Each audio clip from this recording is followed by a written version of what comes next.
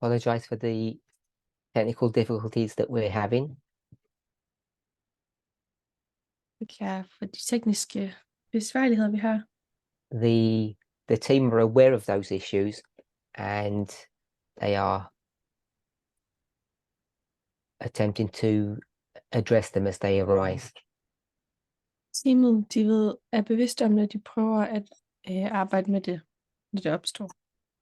We had our opening prayer. It was before the special item. Vi har haft vores bøn til at starte med, før der var nogen, der sang.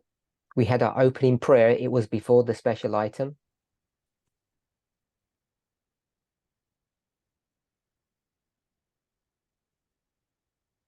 So we're ready to begin. Vi er klar til at begynde. Yesterday, we spoke about the subject of inclusivity or inclusive writing. I sidste gang, der talte vi om inklusivitet og inklusivt sprog. And I said that it was related to the ongoing topic that I'd been discussing for a long time now. Jeg sagde, at det var relateret til det emne, som jeg har talt om længe.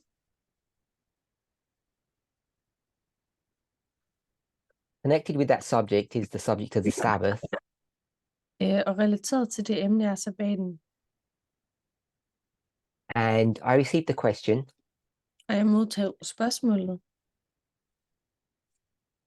someone asked,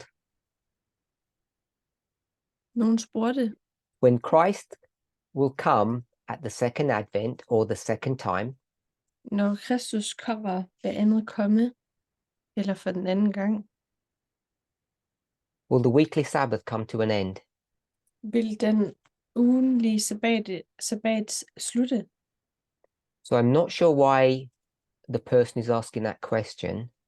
Så jeg er ikke sikker på, hvorfor personen stiller det her spørgsmål.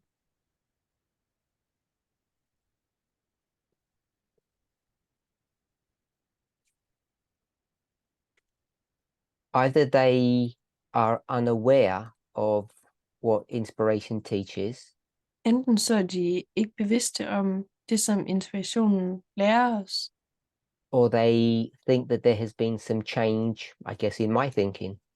eller så tror de, at der har været en forandring i mine tanker. So I want to quote from Desire of Ages. In English, it's page 283, paragraph 2. Så jeg vil gerne citere fra Desire of Ages. Desire of Ages 283.2. Desire of Ages 283. The Sabbath was not for Israel merely.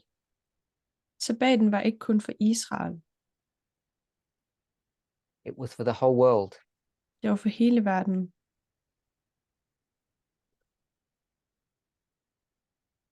Like the other precepts of the Ten Commandments, it is of imperishable obligation.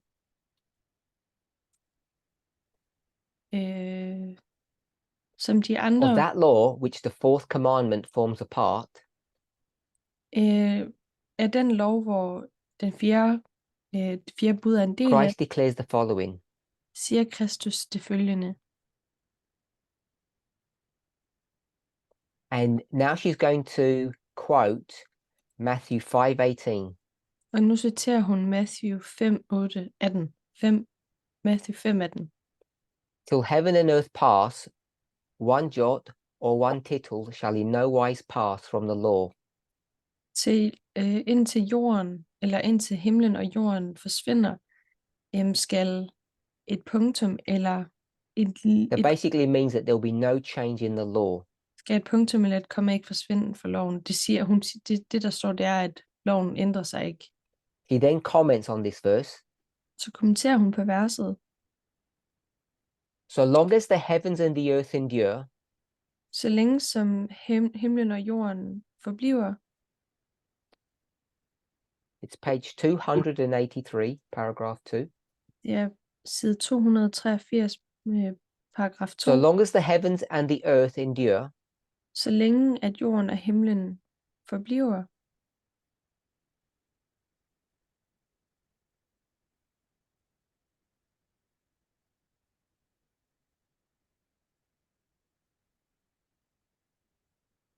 the Sabbath will continue så vil sabbaten as a sign of God's creative power.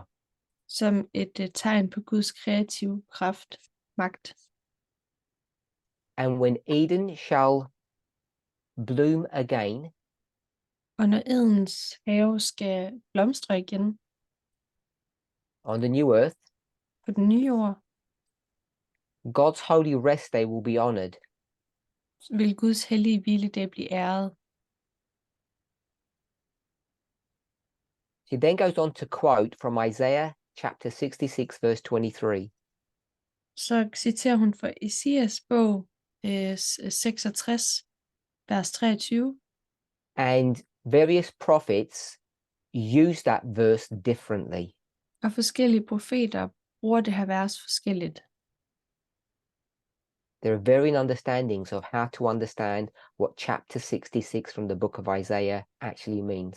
Der er forskellige måder at forstå på, hvad Esajas bog, But in this context, she's clear.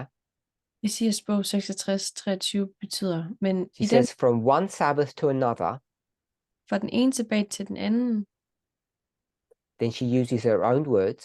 så bruger Ellen White sine egne ord. The people of the glorified new earth Skal indbyggerne på den helliggjorte nye jord shall worship the Lord. for at gå op på den nye jord for at So Ellen White's clear tilbede Herren. Så Ellen White, hun er meget that klar. the weekly Sabbath will endure through eternity. Hun er meget klar i det, at hun siger, at sabbaten vil for evigt være. So I'm not sure why the questioner is asking that question, Men jeg er ikke sikker på, hvorfor personen stiller det her spørgsmål. because that's a standard Adventist understanding. For det er en standard adventist forståelse. And I'm not aware of any change in thinking on that subject within the movement. Og jeg er ikke bevidst om nogen form for forandring i forhold til det emne her i bevægelsen. So connected to that question, Relateret til det spørgsmål, another one was asked. eller i forbindelse med det spørgsmål stillet et andet. When we go to heaven, Når vi kommer i will himlen, we stop being humans? vil vi så stoppe med at være mennesker, Because we become fully God's counterpart. fordi vi bliver til Guds fuldstændige modstykke. So I don't know how each of you view that question. Så jeg er ikke sikker på, hvordan I hver, eller jer som individer ser på det her spørgsmål. Now, this is not so straightforward. Det her, det er ikke så lige til. I want to quote from some selected portions through the spirit of prophecy. Jeg vil gerne citere nogle selekterede dele fra profetiens ånd. And there are many passages that you could find depending upon your search criteria. Og der er mange forskellige passager, man kan finde, afhængigt af, hvad dine søgekriterier er. This is taken from Desire of Ages, page 23. Det her, det er taget fra Desire of Ages, side 23.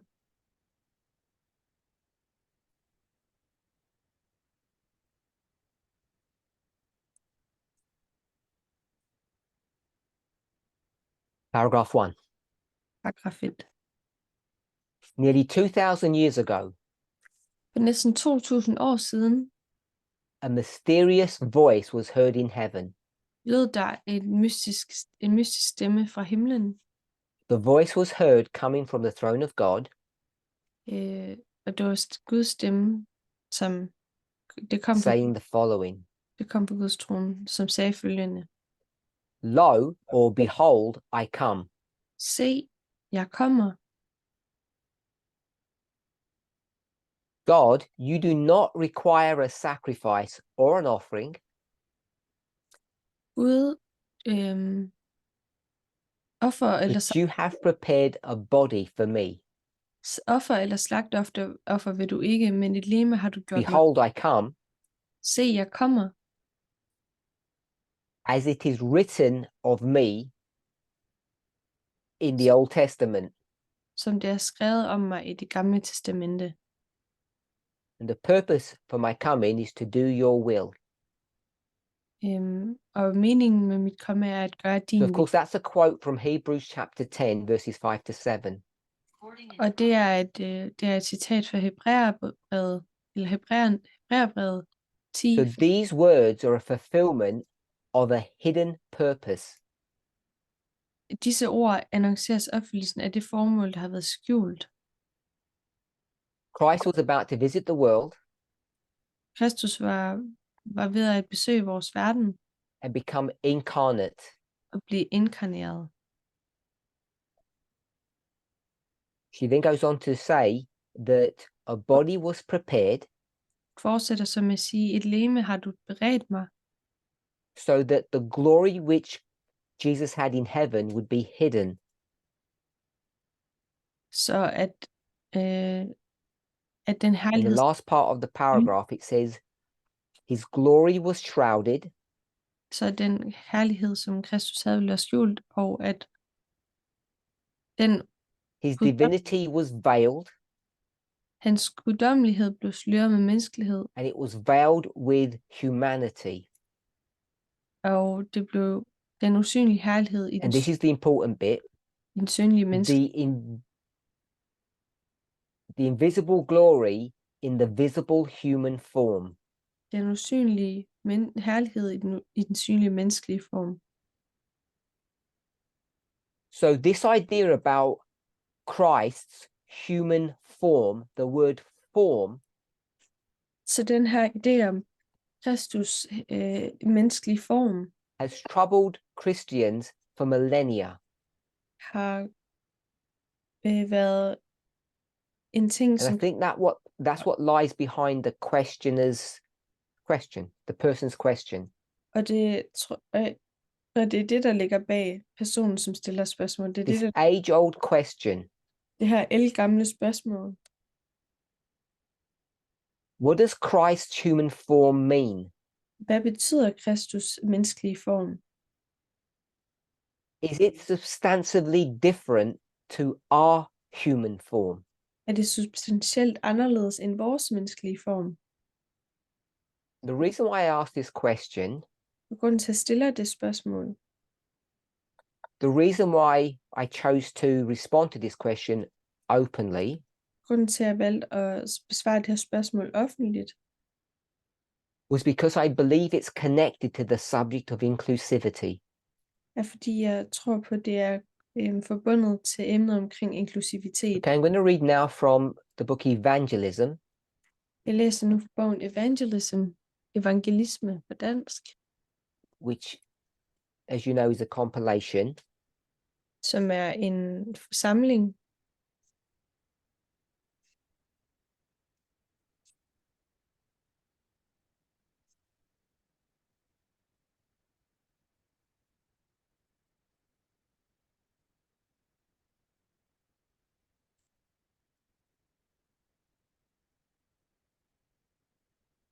Give me one moment. øjeblik. So here, Ellen White develops this thought Her udvikler Ellen White den her tanke. It speaks, the subtitle is Erroneous Teachings. Overskriften er fejlagtig undervisning. I'm going to cut into the verse Når jeg går et stykke ind i verset, and I'm going to use, we're going to paraphrase what she says. jeg vil God and Jesus Gud og Jesus each have a personality. har hver især en personlighed. Christ declared, Kristus erklærede, I and God are one. jeg og Gud er et. Yet it was Jesus who came to the world in human form. Alligevel var det Jesus, der kom til verden i menneskelig form. And now she's going to explain why. Og nu vil hun forklare hvorfor.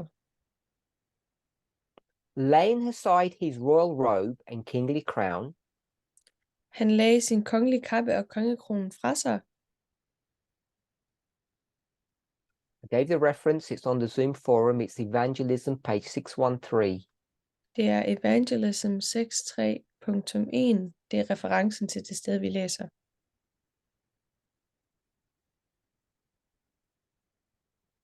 It's taken from Testimonies for the Church, volume 9, page 68, Det er taget, the original source. det er taget fra Testimonies for the Church 9.68. Laying aside his royal robe and kingly crown, Han lagde sin kongelige kappe og kongekronen fra sig. Jesus clothed his divinity with humanity. Iklædte Jesus sin guddommelighed med menneskelighed.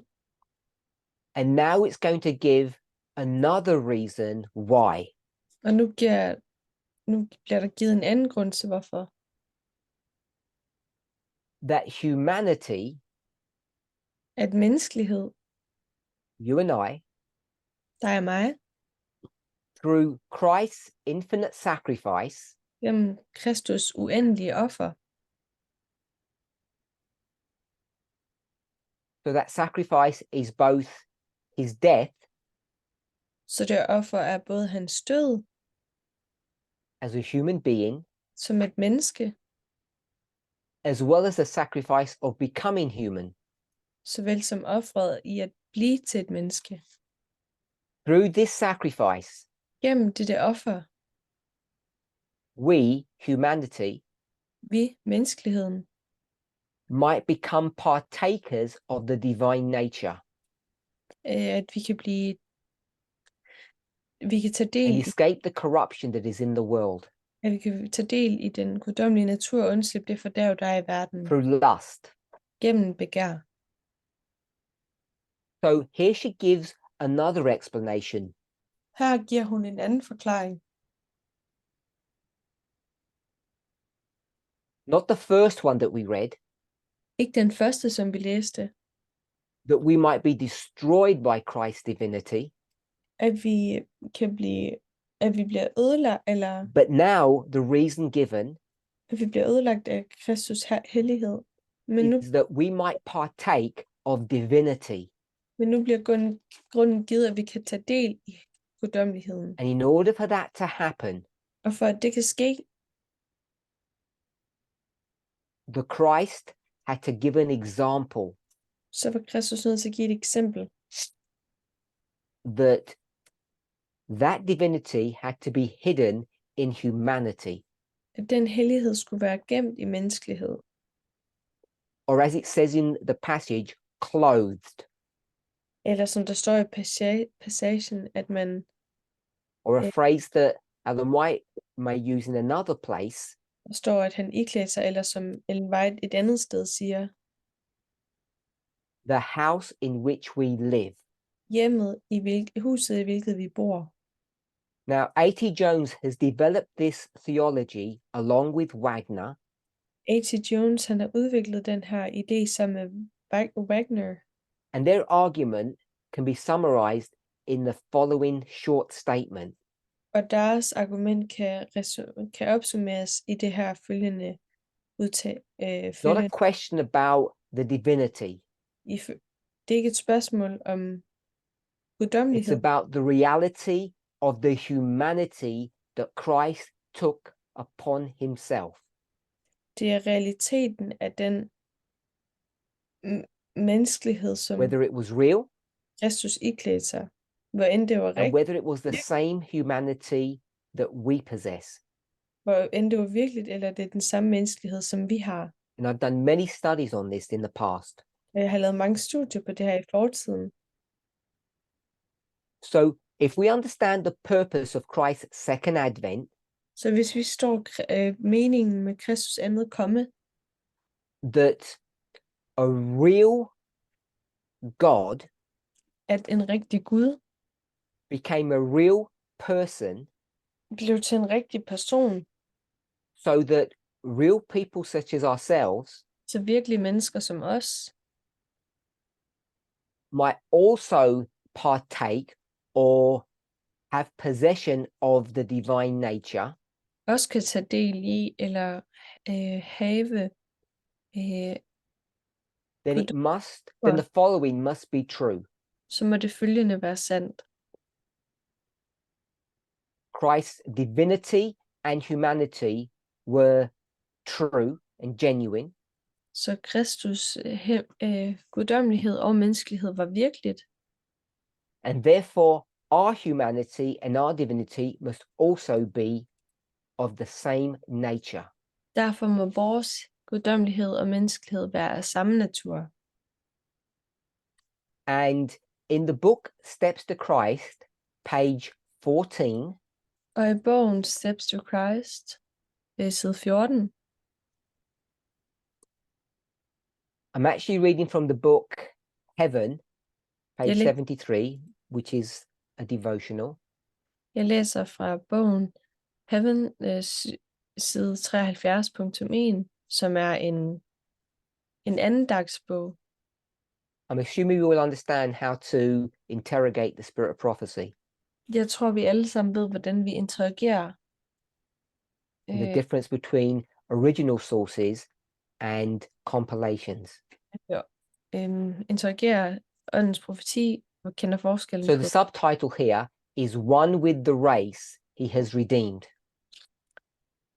Eller titlen er Et med race, et med den race, han har forløst. God loved the world.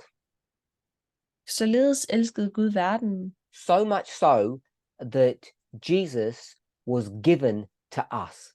At han gav sin enbårne søn, eller han gav Jesus til os. Not only to live amongst us.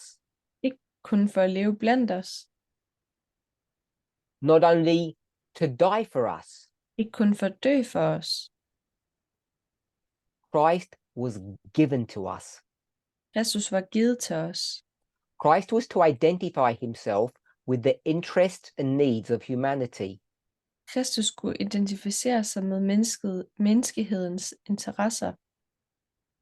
He who was one with God, behov. Han, som var et med Gud, chose to identify himself with us, har knyttet sig til menneskenes børn, becoming one with us. blive et med os. And this connection that Christ has with us, Og den her forbindelse, som Kristus har med os, this link, this tie, den her link, det her is never to be broken.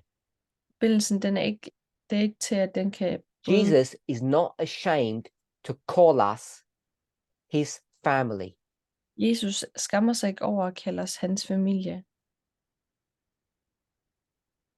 Hebrews 2:11. Hebræerbrevet 2:11. He is our sacrifice, Han er vores offer, our advocate, vores advokat, our sibling. Vores søster, bror. Sibling is a non-gender term for your brother or sister. Ordet på engelsk sibling er et kønsneutralt ord for bror eller søster. Bearing our human form. Bærer vores menneskelige form. The term human form is the same one Ellen White used in the earlier reference I gave. Ordet human form, det som hun bruger her, der bruges her det samme som Ellen White hun bruger i et tidligere citat vi læste. Jesus was a real God and a real human. Kristus var et virkelig menneske og en virkelig Gud. Just as we are and will be true humans. Ligesom at vi er og vil blive virkelig rigtige mennesker. Partakers of the divine nature. Og tager del i den guddommelige natur. So Jesus will bear this human form, our human form, Kristus vil bære den menneskelige form, vores menneskelige form, before God's throne. foran Guds trone. That is between the first and second advent. Det er mellem det And første then going forward after the second advent, og når man bevæger sig længere frem efter det andet komme, and through eternal ages, og igennem uendelige tider, one with the race he has redeemed. et med rasen, et med den race, han The har. child of humanity. And then she says the reason for all of this. Og så siger hun grunden til alt det her. And all this Og alt dette was done var gjort, so that humanity might be lifted from the ruin and degradation of sin. for at mennesket kan blive løftet op fra syndens ruin og fornedrelse. That humanity might reflect the love of God and share the joy of holiness. Så menneskeligheden kan afspejle Guds kærlighed og dele hellighedens glæde. Now, the reason I chose to quote from the book Heaven and not the original source Grunden til, at jeg citeret fra den her andagsbog, Himlen, og ikke fra den originale kilde, because what the editors have done fordi det som is they have taken various statements from the spirit of prophecy dem, der har lavet den her redigering, har gjort, and they've put them together in this chapter. de har taget, jeg tror han siger, at de har taget forskellige dele af And I don't think it's a coincidence that it's chapter 8. inspirationen eller profetiens ånd og sat dem sammen. Because we all know what the first day is. Og jeg tror ikke, det er en det er uden mening, at det The er, 8th day. at det er kapitel 8, fordi hvis vi And also a symbol of resurrection. fordi vi ved, at dagen 8 The title of the chapter is Face to Face at Last.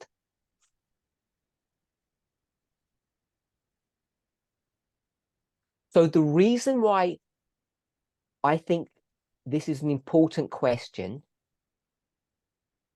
det er et vigtigt spørgsmål, because it deals with various aspects. fordi det arbejder med forskellige aspekter.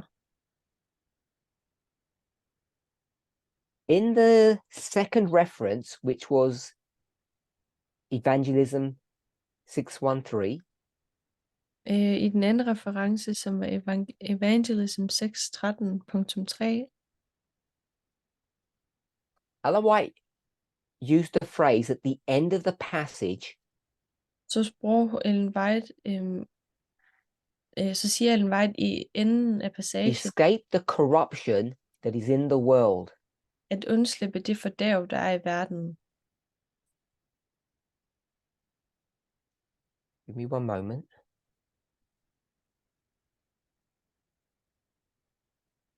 Et øjeblik.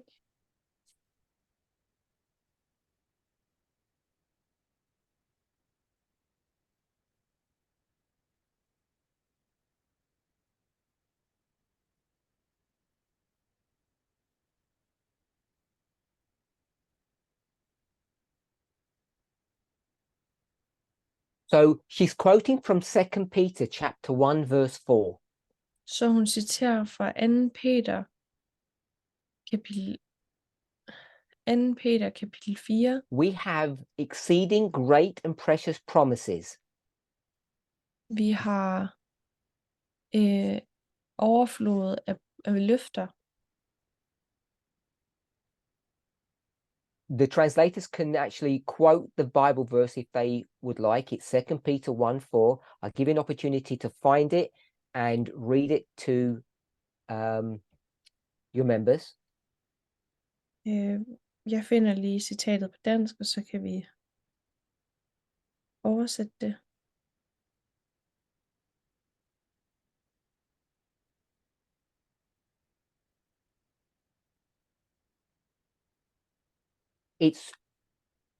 it's through fulfilling these promises Det er gennem at opfylde de her løfter, that we become partakers of divine nature. at vi kan tage del i den guddommelige hellighed, eller i guddommeligheden.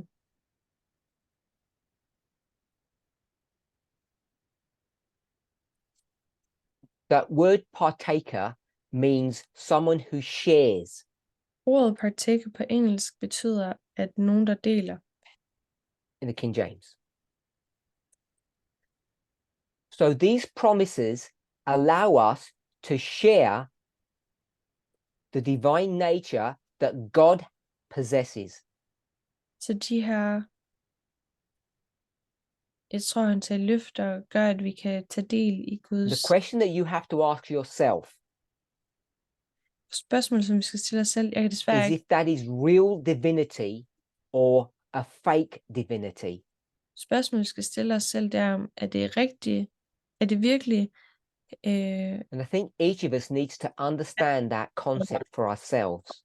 Og jeg tror, vi hver især skal forstå det koncept. Jeg kan ikke lige finde passagen eller citatet. Because once that is only part of the promise.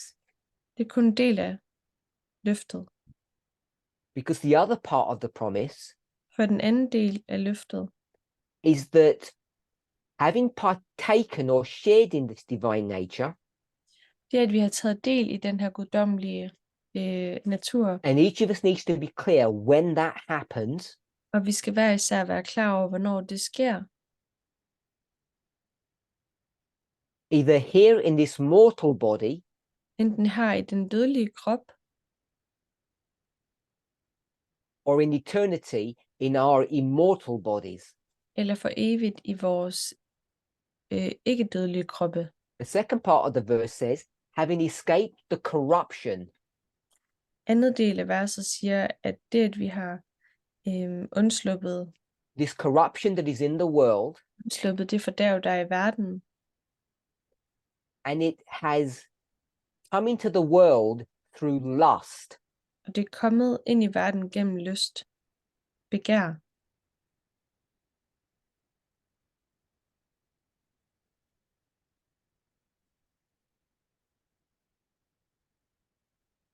So that word lust Ordet begær means desire, betyder lyst, or having a longing for something, eller that I want something.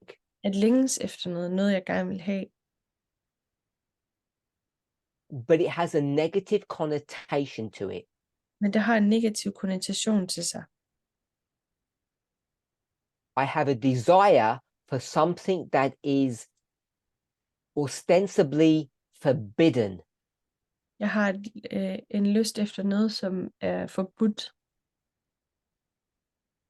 And what is it forbidden by? Og hvem har gjort det forbudt? Or whom? Eller hvem har gjort det forbudt? Who or what forbids this forbidden desire, this lust? Hvem eller hvad forbyder den her forkerte, eller den her forbudte lyst? So I want to try something now, Så jeg vil nu gerne prøve noget. a bit of logistics. Men i forhold til logistik, I want to ask somebody the answer to my question. jeg vil gerne stille nogle spørgsmål, eller stille nogen og så få svaret. So we're going to see if this works. If it doesn't, then I'll answer the question and we'll move on. Vi vil se, om det her virker, og hvis ikke, så svarer jeg på det, og så går vi videre. So I hope none of you mind me asking you without notice. Jeg håber ikke, der er nogen af jer, der har noget imod, at jeg spørger jer, uden at I er klar, eller uden at jeg har sagt det på forhånd.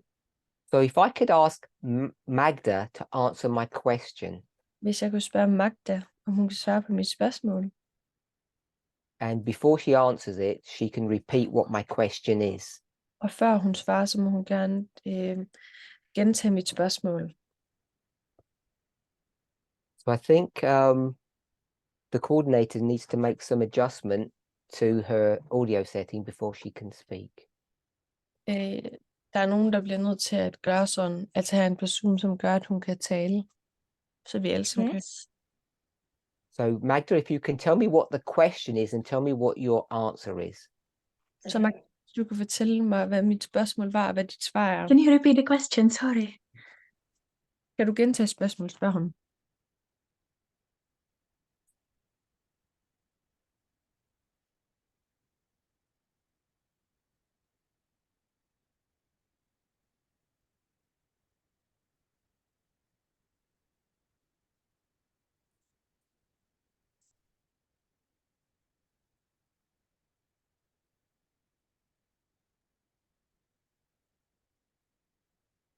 Okay, I'll ask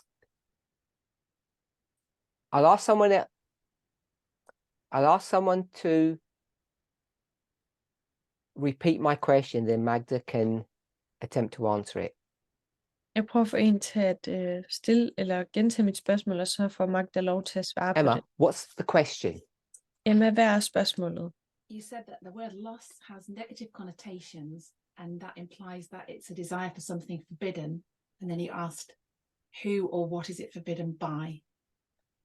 So my question is Så mit spørgsmål er, related to the word lust, det er relateret til ordet lyst, begær, and the implication og implikationerne is that this lust is a desire that's forbidden. og kondition My er, at question is lyst er forbundet til, at, who or what forbids this? at begær er i en negativ kondition i forhold til How at do we understand that? noget, man ikke må. Så hvordan forstår vi det her? It's forbidden by God. Det er forbudt af Gud. So Magda says that it was forbidden by God, Så Magda siger, at det var forbudt fra Guds side af. and I hope we all know that yes, that's the right answer. Og jeg håber alle ved, at ja, det er det rigtige svar.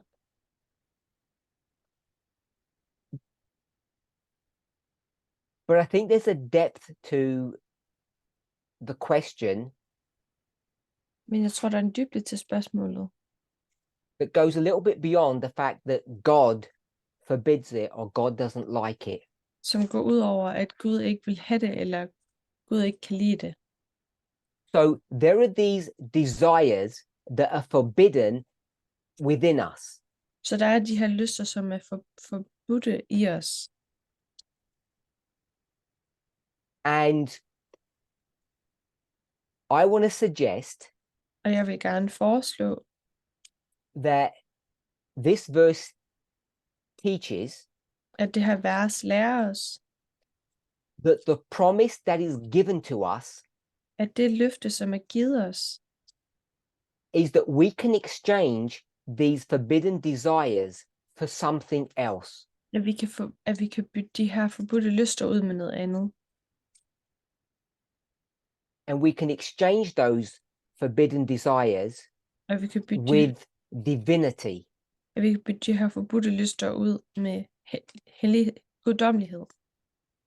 Or as Peter says, the divine nature. Eller som Gud, eller som Peter siger, den So guddommelige. it's only by accepting divinity Så det er kun ved at acceptere guddommelighed, that we can escape.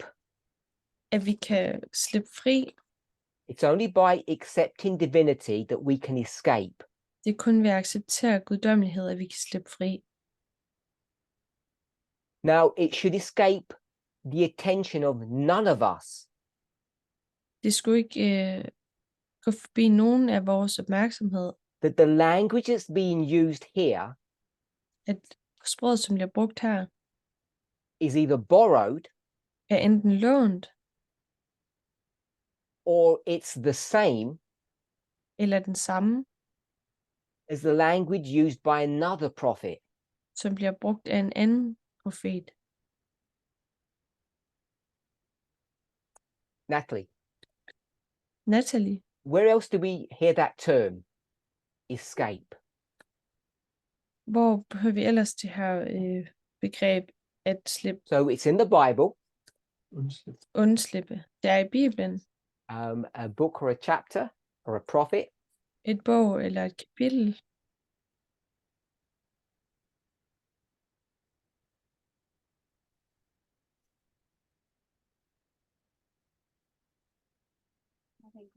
Okay, so I have a few people here, and Natalie isn't sure. Jeg har et par få mennesker her, og Natalie er ikke sikker.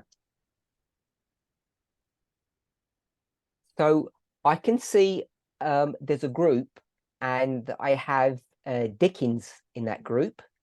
Jeg kan se, der er en gruppe, jeg kan se, der er en Dickens i en af grupperne. One moment, Natalie. Daniel. Okay, so Natalie says Daniel chapter 11, Så Natalie siger Daniel kapitel 11. and that's what the three members who are the two members who are with Dickens have said. Yes, that's the answer they were going to give. Og dem, der er i den her gruppe, så med Dickens, så siger de, ja, det er det kapitel. So as soon as you get to Daniel 11, we all know the verse. Så når vi alle sammen kommer til kapitel, eller til Daniels bog, kapitel 11, 41. There are people that are going to escape out of his hand. der Now er, we know that escaping happened under the midnight cry, or what we term the loud cry.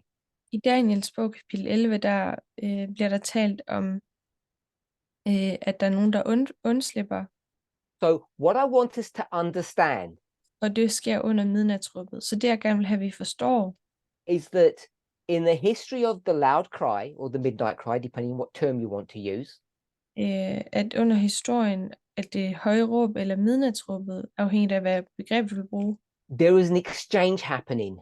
så skete der Slavery for freedom, der skete en udveksling. Slaveri for frihed, and because we know that, og fordi vi ved det, we know that there is also an exchange of freedom for slavery. så ved vi også, der er en udveksling af frihed for slaveri. We've taught this for many years, Vi har lært eller undervist i det her i mange år, and I still hold that this understanding is true and correct. jeg holder stadig ved, at den her forståelse er sand og korrekt. But what I want to point out is that Peter uses the same model Det jeg gerne vil pointere, det er, at Peter bruger den samme model, when he speaks about escaping. når han taler om at undslippe. So now, this person in Peter, Så den her person, Peter, who is going to escape, som undslipper,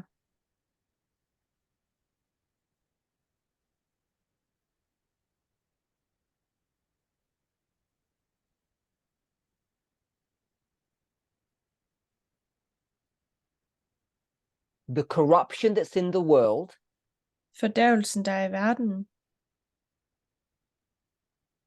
the corruption that's within the person, korruption, der er i mennesket, and that corruption occurred through having forbidden desires. og den korruption, den skete i det, at man havde forbudte lyster. And we could equally say Og vi kan lige sådan sige, having escaped the corruption brought about by his hand. og vi kunne lige så godt have sagt, det er, at man undslipper den korruption, der er ved I hans hope we hånd. can all see that. Det håber jeg, vi alle kan se. in 41, I, f- ik- and we could all guessed it's 41 because we're in 2 Peter 1:4.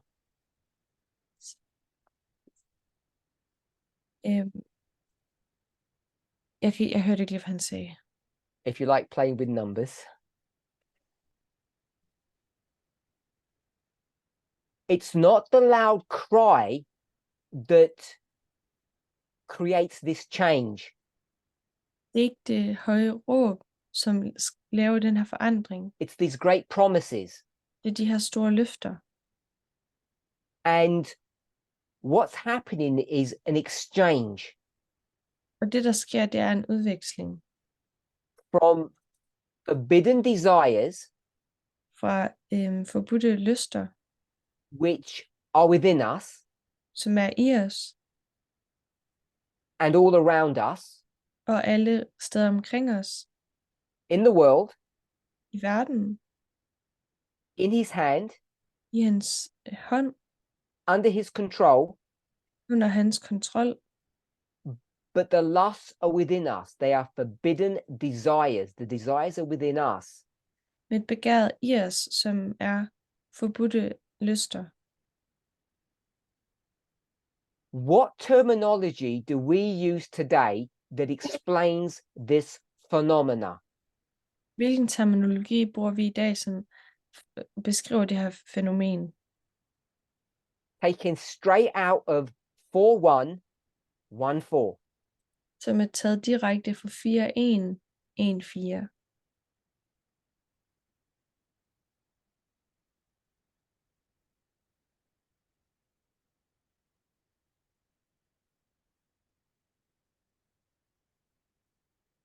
Any thoughts, anyone? Nogle tanker? So to save time, I'll ask one of my fellow travelers who are with me. For at spare tid, så stiller jeg spørgsmål til nogle af mine andre, der... Emma, No. how do we describe that? What phraseology or terminology do we use to explain that today in today's language? Hvilken terminologi bruger vi i dag for at beskrive de her fænomen? Desire within us. Go ahead. Are you asking what language we use to explain that desire within us? The framework that we've got Det rammeværk, den ramme, som vi arbejder med, is the world er verden, because it's his hand fordi det er hans hånd and our og desire, vores lyst. something that we possess. Noget, som vi har. So it's us and the world. Det er os og verden. Okay, Are we labeling it sexism? Is that? so they're not sure I don't have a question. Det er I ikke don't- sikret. and they don't understand the question. De forstår ikke spørgsmålet.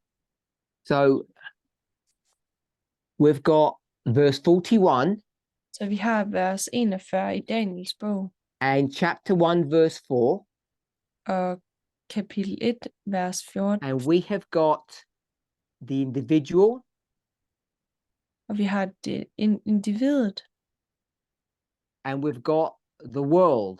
og verden.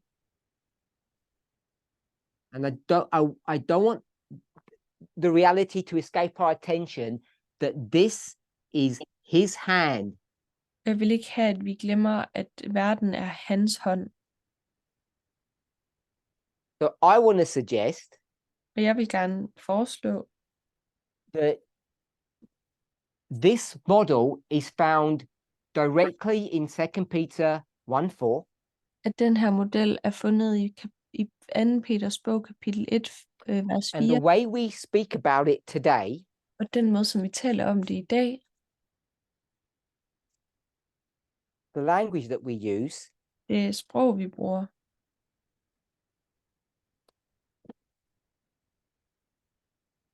is the personal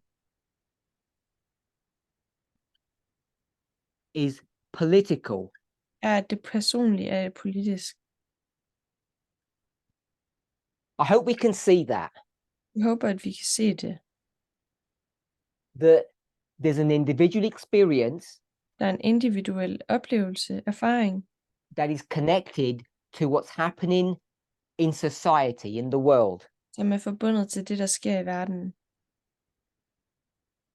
And I think that's important for us to understand, Og jeg mener, det er vigtigt for os at forstå. because I've spoken about individuals in the movement, Fordi jeg har talt om individer i bevægelsen, mostly men, for det meste mænd, who have a problem som har et problem, that they are individually being mistreated, at de individuelt bliver misbehandlet eller dårligt behandlet, marginalized, marginaliseret or disenfranchised. og eller And part of my response to that, not the part that tries to address their allegation, problemet er ikke, at personen gerne vil tale om deres beskyldning. is for them and the rest of everyone else Det er for dem og resten af os to understand that this is not a personal issue. eller deres som forstår, at det her ikke er et personligt problem. Only. It's a political issue. Det er et politisk problem. And I want us to remember, when we use the word political in this context, Jeg vil gerne have, at vi husker, at når vi bruger ordet politisk i den her kontekst, you can't confine yourself to the concept of literal politics. så kan du ikke begrænse sig selv til It bogstaveligt has to have a wider context. bogstaveligt politik. Det bliver nødt til at ses på et bredere And you plan. may disagree. Og måske du er uenig. You have the liberty to. Det har du friheden til. But in the past, Men i fortiden, I've also described this as a prophetic phenomena. så har jeg også beskrevet det her som et profetisk fænomen.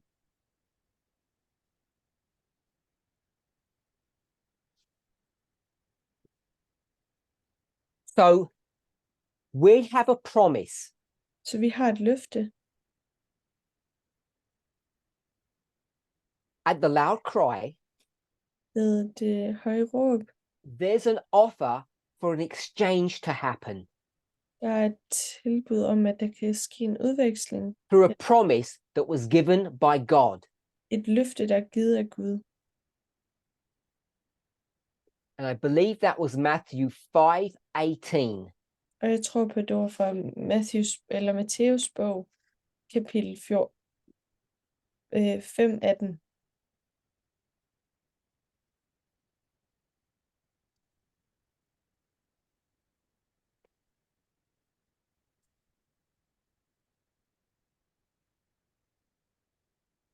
No, not 5:18.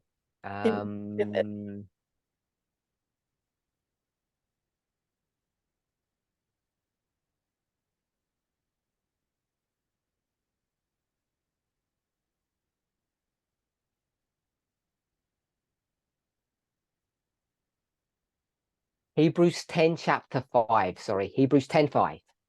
Det var fra Hebræerbrevet 10:5. This promise was facilitated or created Det her løfte var blevet faciliteret, because a body was prepared by God for Jesus.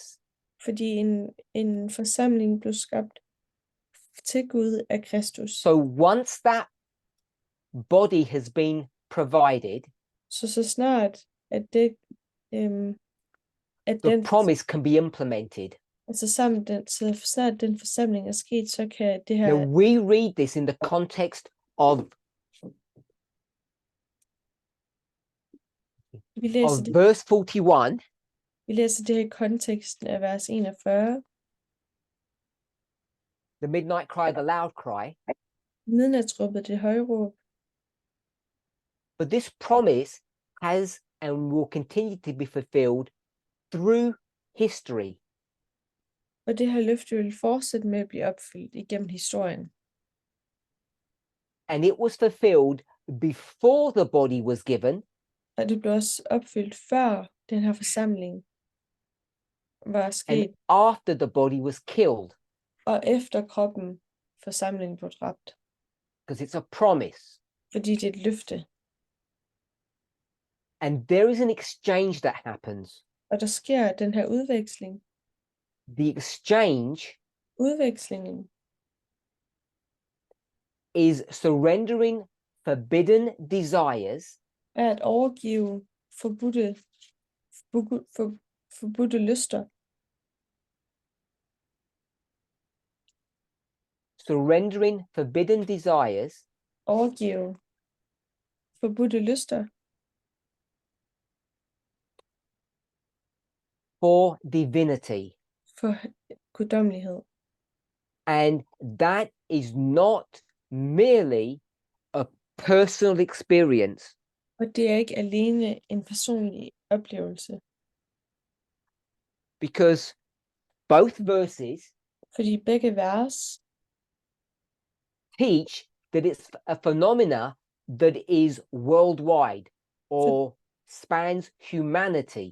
Fordi begge vers fortæller om, at det er noget, som går ud over alle, noget, som vedrører alle, hele verden. So it becomes vital Så det bliver for us to understand Christ's humanity and divinity, så det er afgørende for os, at vi forstår Kristus hellighed, eller guddommelighed og menneskelighed, because it explains our own.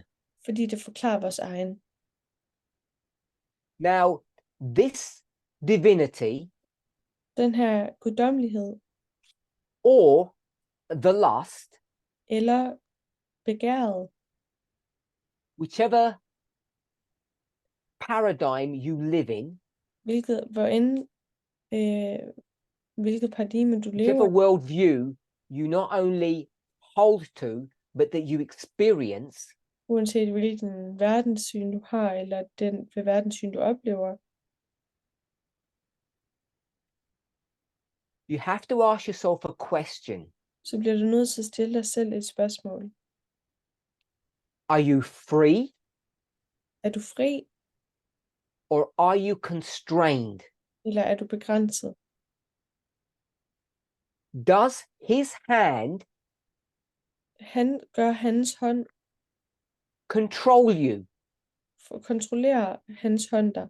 Are you a prisoner of his hand or of him? Er du en fange i hans hånd, eller en fange hos ham? When we say him or his, it's verse 41 language. Når vi siger ham eller han, så er det sproget fra vers 41, vi taler om. If we say the political or the world, it's verse 4 language. Hvis vi siger politik eller verden, så er det sproget for vers 4. I I Peters. hope we can see that. Så det håber jeg, vi kan se. So most of us think De fleste af os tror, that we're free moral agents. at vi er frie moralske agenter, væsener, To think as we deem best. at vi tænker, som vi tænker er bedst. And when I say think, Og når jeg siger tænker, I want to connect that with our behavior and our actions. så vil jeg gerne forbinde det med vores opførsel og vores handlinger. We spoke about these yesterday when we dealt with the subject of inclusivity. Vi talte om det her emne i går, da vi talte om inklusivitet. So if you're a slave Så hvis du er en slave or a prisoner, eller en fange, and both verses teach that you are, og begge vers siger, at du er, because it speaks about escaping, fordi den taler om, at du undslipper, then the implications are that you're not free to make your own choice. så er implikationerne, at du ikke er fri til at tage din egen valg. Even though you may think that you are. Selvom du måske tror, at du er. I haven't watched the movie, Jeg har ikke set filmen, but it sounds to me like The Matrix. men for mig lyder det som filmen The Matrix. We're living in a world Vi lever i en verden, where we have the semblance of autonomy hvor vi har, and freedom, det ligner, at vi but har, he controls us. men han kontrollerer os. And it's done in such a way Og det bliver gjort på sådan en måde, that we're not even aware of it. at vi ikke engang er bevidste om det. And the only time you realize you're in conflict Og det eneste tidspunkt, hvor du ser, at der er en konflikt med det, excuse my ignorance, undskyld for min ignorance, that happens when you take one of the tablets. I don't know if it's the red one or the blue one. You can tell me. undskyld at jeg ikke er helt velvidende om det. Det er, når du tager den røde eller den blå pille, It all becomes a living reality så bliver det hele en levende realitet, once you partake of the divine nature. når du engang tager del i den guddommelige natur. And I think it's important for us to see that. Jeg synes, det er vigtigt for os, at vi indser det, eller ser det. So I ask that you pray for me Så jeg spurgte, om I vil bede for mig, as we close, i det vi afslutter, so I can hold on to that thought så jeg kan holde fast i den tanke, and develop it into our next study. og udvikle den i vores næste studie. Let's close with prayer. Lad os afslutte i bøn.